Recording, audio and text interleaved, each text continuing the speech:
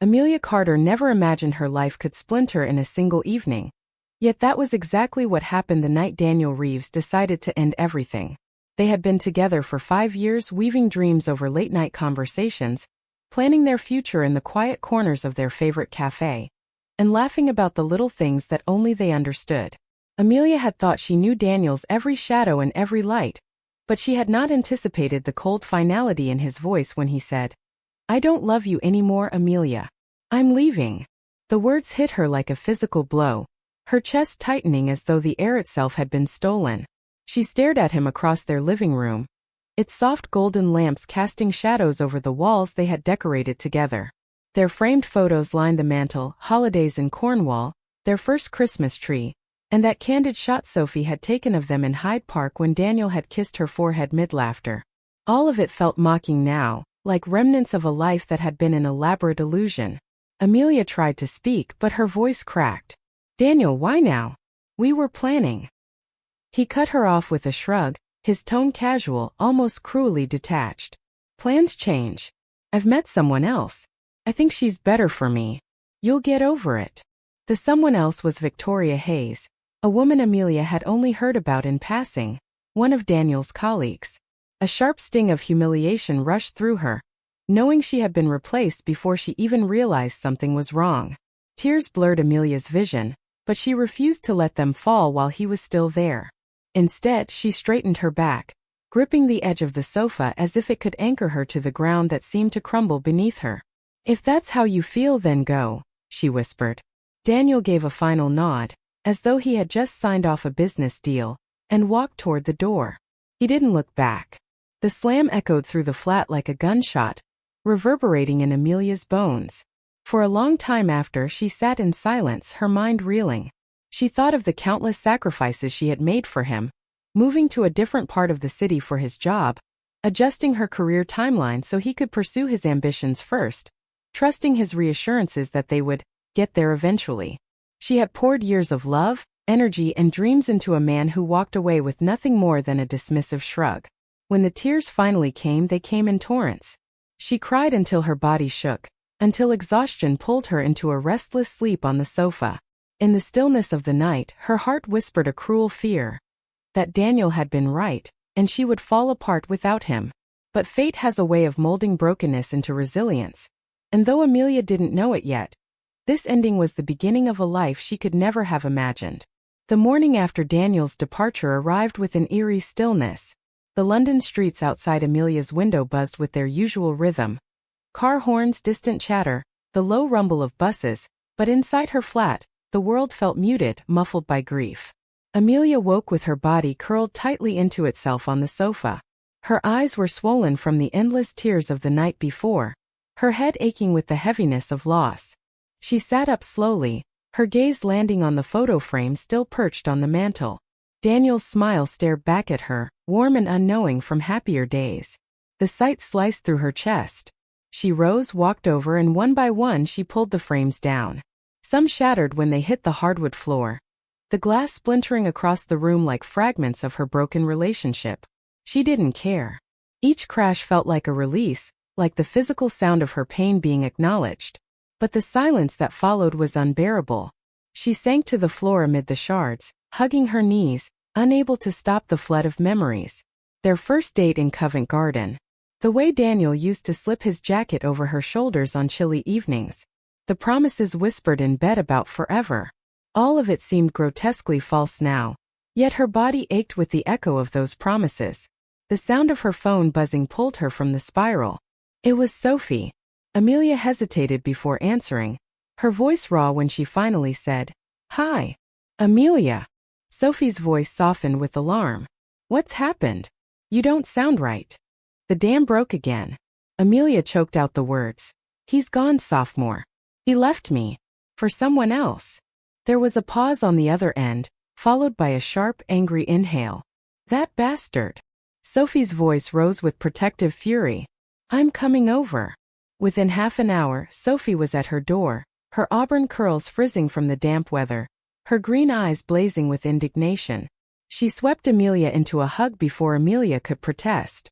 They spent the day together. Sophie made tea, tidied the shattered glass, and listened as Amelia poured out everything. The abruptness of it, the humiliation of being replaced, the years wasted. Sophie didn't sugarcoat her anger. "He doesn't deserve your tears, Amelia. He's weak. He needed someone who would make him feel bigger, not someone who actually challenged him. That's not love, that's insecurity." Amelia wanted to believe her, but the ache in her chest was too raw.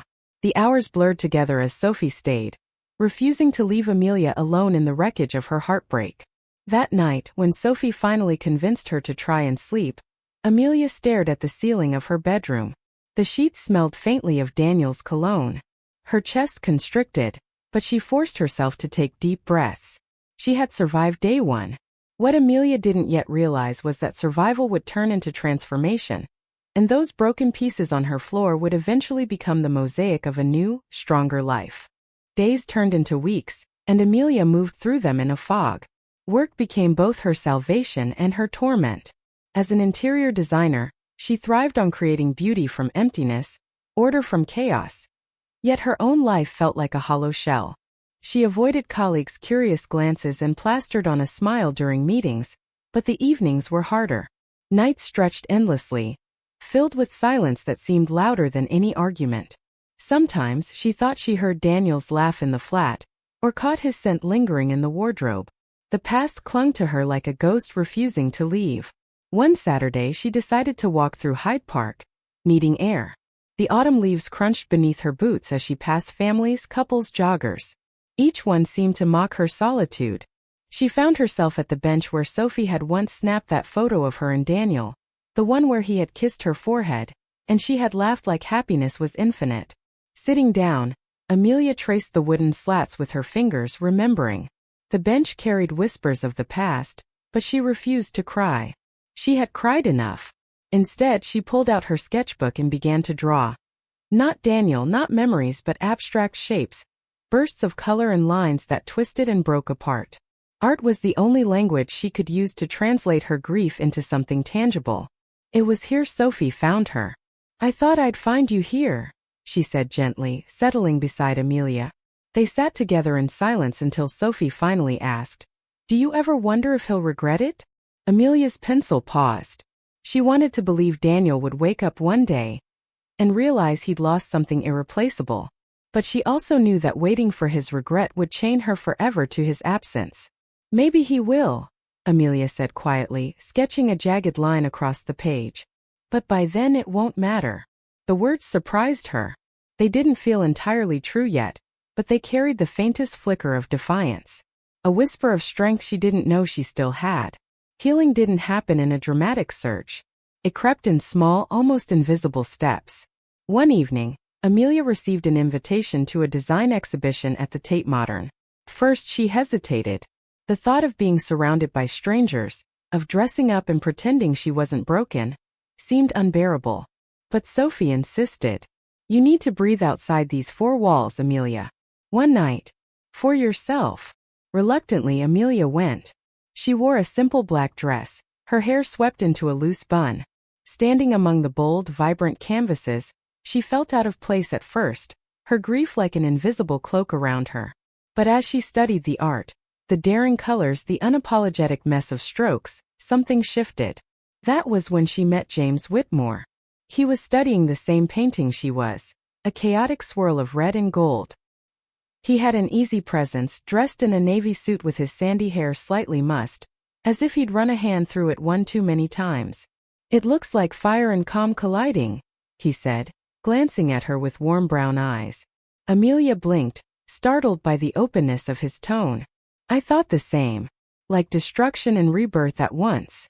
He smiled, and it wasn't the polished, performative smile Daniel used to wear at social events. It was genuine, unguarded. They spoke for nearly an hour, moving from painting to painting. James was an architect, he told her, passionate about structures that blended beauty with function. There was no flirtation in his manner, just a quiet respect that made Amelia feel seen rather than judged. When the evening ended, he offered his card. "If you ever want to talk design, give me a call." Amelia slipped it into her purse, unsure if she would. But as she walked home, she realized her chest felt lighter than it had in months. It wasn't love. It wasn't even friendship. It was simply proof that the world still held people who looked at her and saw something worth engaging with. And that was enough to spark a tiny ember of hope. Hope, however, was fragile. A week later, Amelia was walking home from work when she saw him. Daniel. He was across the street, hand in hand with Victoria Hayes. Victoria's platinum blonde hair glinted under the street lamps, her designer coat tailored perfectly to her frame. Daniel looked the same, tall, confident, his arm draped around Victoria's shoulders like Amelia had once belonged there. Her breath caught. For a moment she was paralyzed, the city noise fading into a dull hum. Memories surged unbidden. His lips brushing her hair, his promises of forever, his laugh filling their kitchen. And now he was living all of that with someone else. She turned quickly, ducking into a side street before he could notice. Her heart pounded in her ears as she leaned against a cold brick wall. It hurt. Oh, it hurt, but alongside the pain was a new realization. She didn't want him back.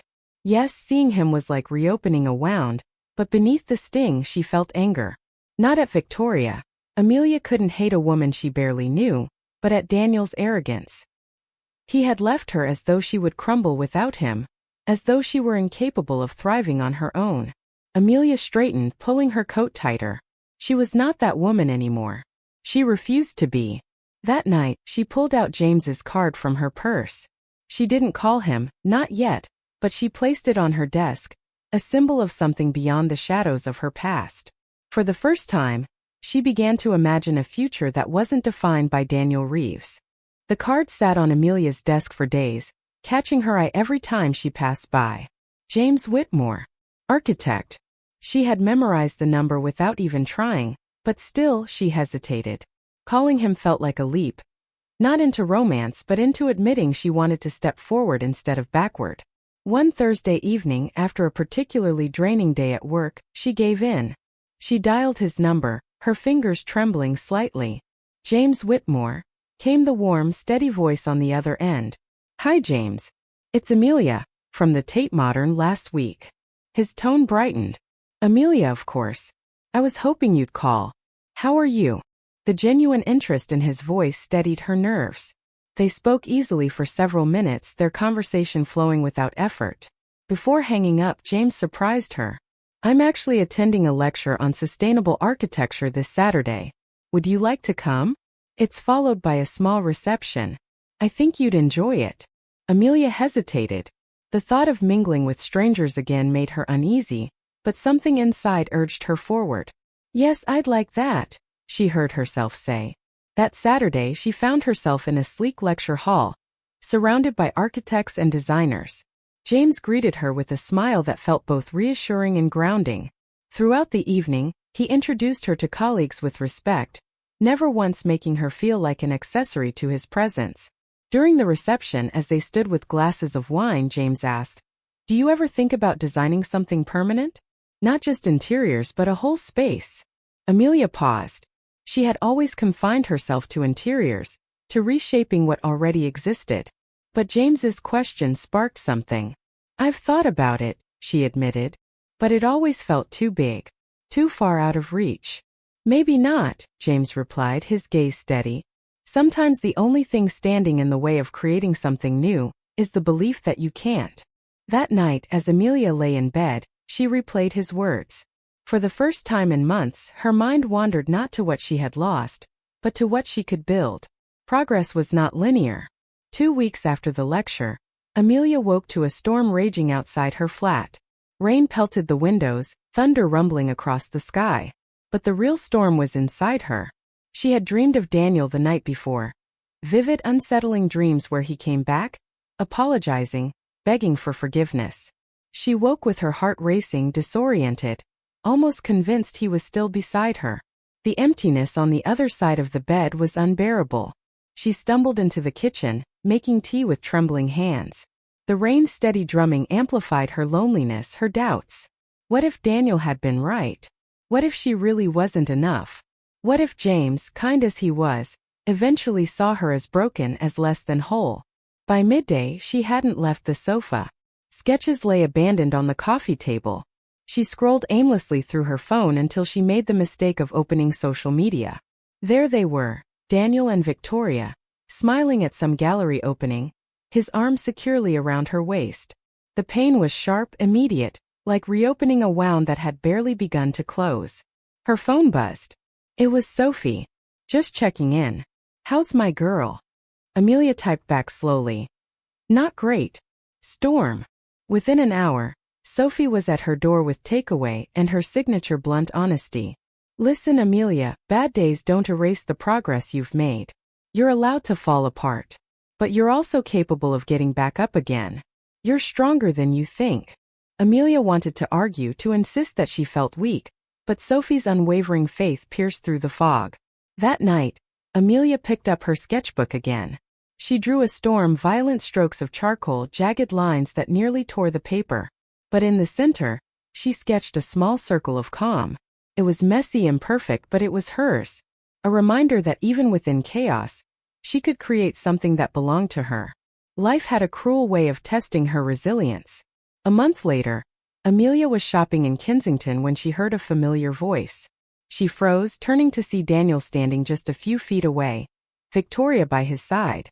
They hadn't noticed her yet, but when they did, Daniel's expression flickered, surprise, then discomfort. Amelia, he said finally, his voice almost cautious. It's been a while. Her heart hammered, but she steadied herself. Yes, it has. Her tone was calm, even detached, though inside she burned. Victoria offered a polite smile, though it didn't quite reach her eyes. Lovely to meet you. Daniel's told me about you. Amelia's chest tightened. What had he said? Did he paint her as weak, desperate, clinging? She wanted to demand answers, but instead she simply nodded.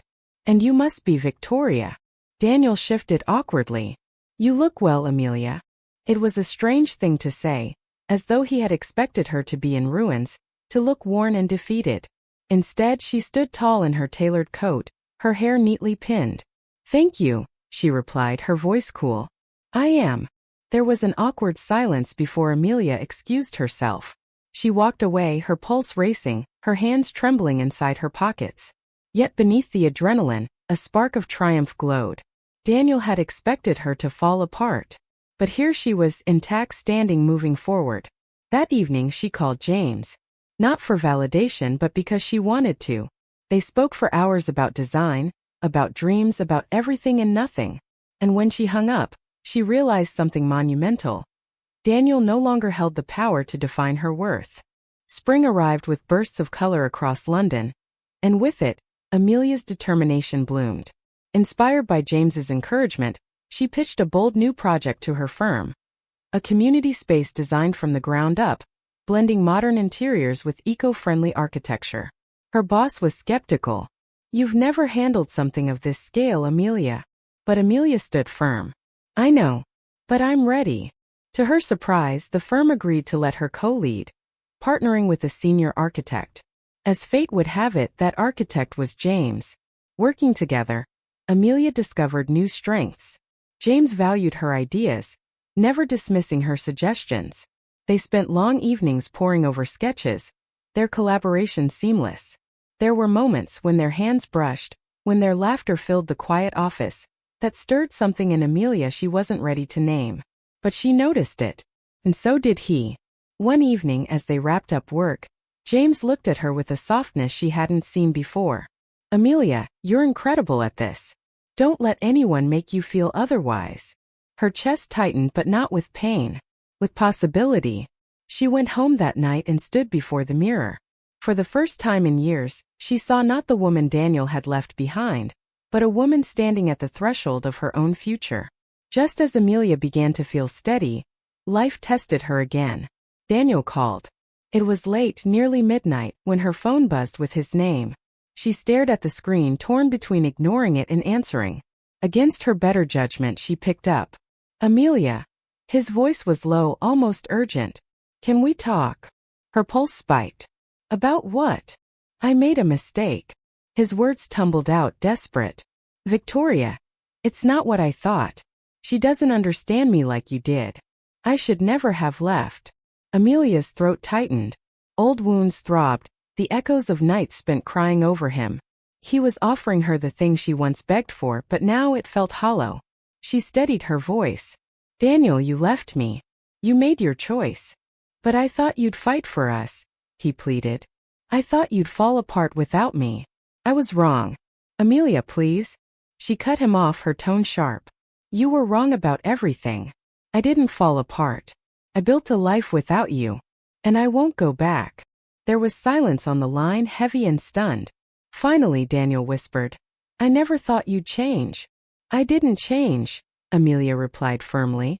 I just remembered who I was without you. And with that she hung up. Her hands trembled, tears stinging her eyes, not of sadness but of release. For the first time the chapter with Daniel truly felt closed.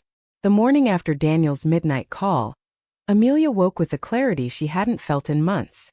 The sun streamed through her curtains, warm and golden, and for once the weight on her chest was gone.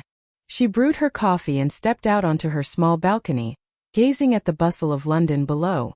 For the first time the city didn't feel overwhelming. It felt alive, and so did she. Work was thriving. The community project she and James had been developing was finally gaining momentum. She found herself fully immersed in it, pouring her creativity into every detail. The textures, the lighting, the spaces designed not just for aesthetics but for people to feel at home. One afternoon she and James walked the construction site together. Hard hats on, the skeletal frame of the building towering above them. Dust clung to their boots, the air buzzing with the sound of drills and hammering. James paused, looking at her. You know, this wouldn't even exist without you. You pushed for this. You believed in it when no one else did.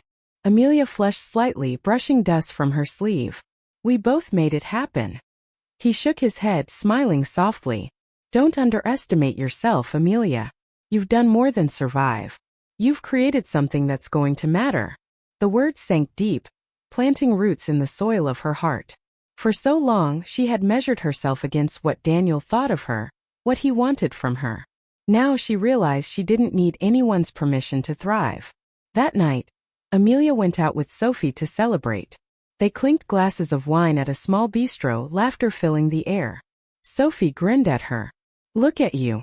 I barely recognize this woman, confident, glowing. I'm so proud of you, Amelia. And Amelia, for the first time, could look her best friend in the eye and say honestly, I'm proud of me too. While Amelia's world expanded, Daniel's began to unravel. She hadn't wanted to know, but whispers reached her nonetheless, through mutual acquaintances, through the industry grapevine. Victoria and Daniel's once perfect image was cracking. Public arguments at events, tension visible in photographs, rumors of infidelity swirling around him now. One evening, Amelia ran into an old colleague of Daniel's at a cafe. The woman leaned across the table conspiratorially. He's not doing well, Amelia. Drinking too much. Burning bridges at work. Honestly, I think he thought you'd be waiting for him when it fell apart. Amelia stirred her tea slowly, her expression calm. Once, that news might have filled her with vindication or pity. Now, it only brought a quiet detachment. Daniel's downfall wasn't hers to carry. His mistakes were no longer her prison. That evening, she walked home with a lightness in her step. Passing by the bench in Hyde Park, the one that had once brought her to tears, she stopped. The memories no longer hurt. Instead, they felt like an old book she had finished long ago. A story she no longer needed to reread. She smiled faintly, whispering to herself, I've turned the page. Amelia's bond with James deepened in ways that surprised her. It wasn't a whirlwind. Not the dizzying intensity she once mistaken for love with Daniel. It was steadier, warmer. Like a quiet flame that didn't consume but illuminated. One evening, after a long day on site, they walked along the Thames. The city lights shimmered on the water, the hum of life around them steady and unintrusive. James glanced at her, his expression thoughtful. Amelia, I don't want to assume, but do you ever think about what's next? Not just with work, but with us. Her heart fluttered, both with fear and possibility. She hadn't let herself imagine a next with anyone since Daniel. But with James it didn't feel like a trap.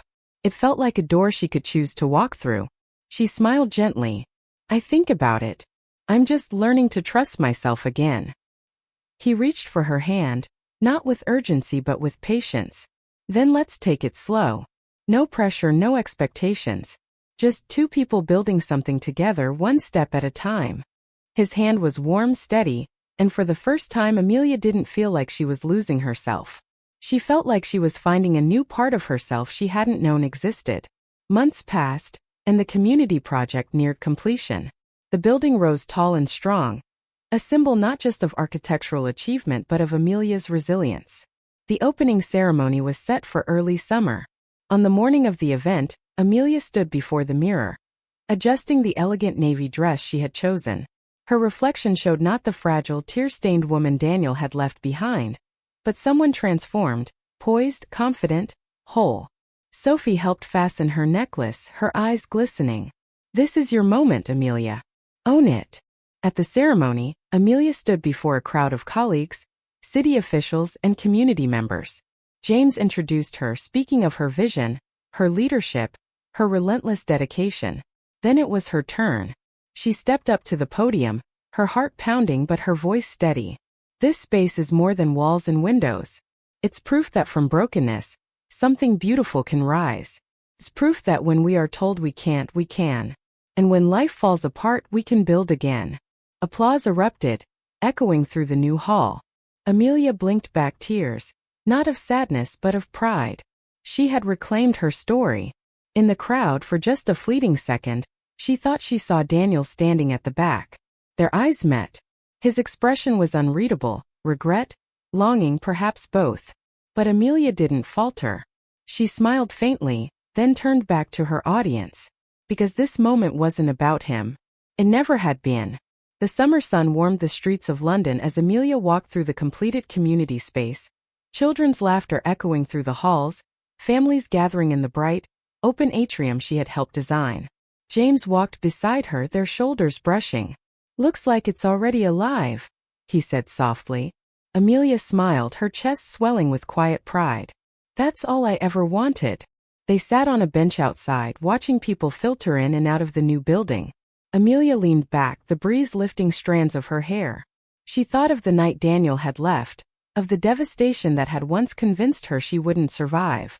She thought of the tears, the storms, the ghosts of him that had haunted her. And she thought of now, of the life she had built brick by brick, choice by choice. A life that was hers. James glanced at her, his eyes warm. "You know, Amelia, you're stronger than anyone I've ever met." She reached for his hand, lacing her fingers through his. "I didn't think I would be. But I learned something. Strength isn't about never breaking. It's about what you build from the pieces." The sun dipped lower, painting the sky with hues of orange and pink. Amelia closed her eyes for a moment, breathing in the peace that had once felt impossible. Daniel had thought she'd fall apart. But instead she had built a life without him. A life filled with purpose, with friendship, with love that grew not from desperation but from choice. And this was only the beginning.